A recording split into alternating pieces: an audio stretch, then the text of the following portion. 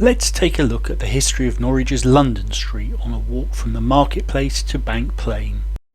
It was named London Lane in the 18th century, having previously been called Hosier Gate and Cocky Lane. In 1967 it became the first pre-existing UK street to be pedestrianised after a temporary closure resulting from a collapsed sewer had proved that traders wouldn't suffer. This is the 1908 view of the Gentleman's Walk end of London Street, and this is Jarrell's, decorated for the Jubilee of King George V in 1935. On the opposite corner, this is Howlett's Organ Showrooms in 1895, a site now occupied 128 years later by Costa Coffee. Stepping into London Street and looking back, Jarrell's acquired this corner of their site in 2004, linking it to the main store. This 1936 equivalent includes Dunn & Co. hat makers. Opposite, at number 12 in 1951, Smith Bowen had just relocated to what looks like Ridley Lincoln, possibly, having been on this site since at least 1900. This is the 2023 equivalent. Next door, on the site of what is now HSBC, was Johnson, Burton and Theobald, ironmongers and furnishers. Let's have a slightly more detailed look at the story of Garland's, seen here in 1935 for the Silver Jubilee of King George V. Garland's had been opened in London Street in 1862 by Richard Ellery Garland. It became a major department store in Norwich and is seen here in 1968. On the 1st of August 1970, a small fire in a chip pan quickly spread, and it took 70 firefighters 3 hours to get the fire under control. Garland's was rebuilt in 1973, closed in 1984, reopened with Habitat on the upper floor, and is now home to a number of retail outlets. Before Garland's had expanded, numbers 21 to 23 London Street was occupied by Goodway's Furniture Shop, seen here in a 1930s Christmas. This is the 2023 equivalent view.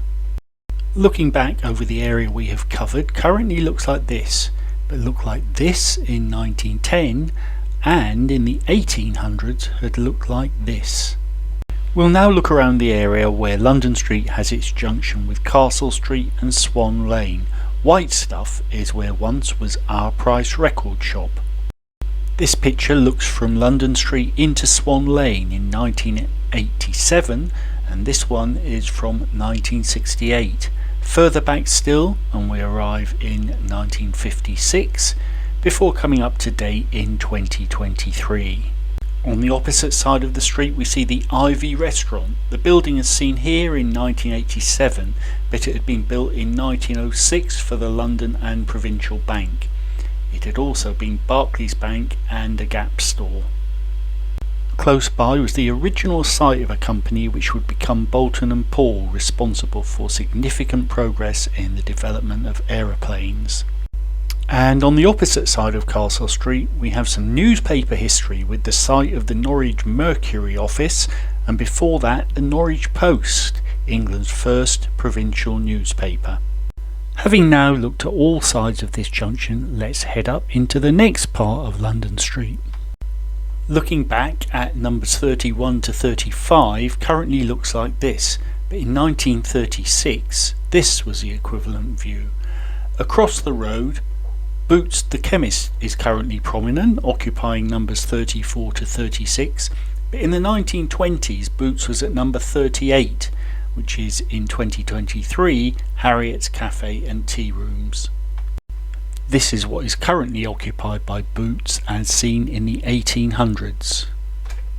At number 37, now Timpson, had been Miller's Tobacconists in 1934, guarded by a Highlander until the shop closed in the 1970s, by which time it had traded for about 150 years.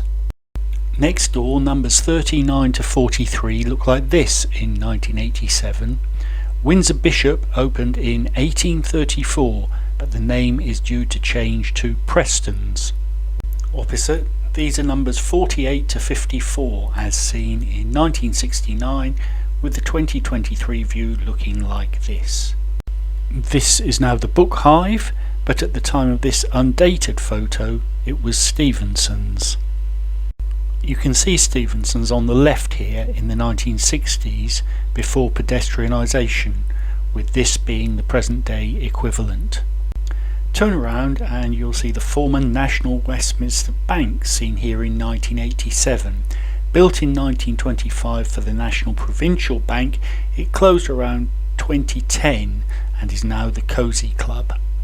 Number 57 London Street was built for the Eastern Daily Press in 1900, as seen in this undated photo.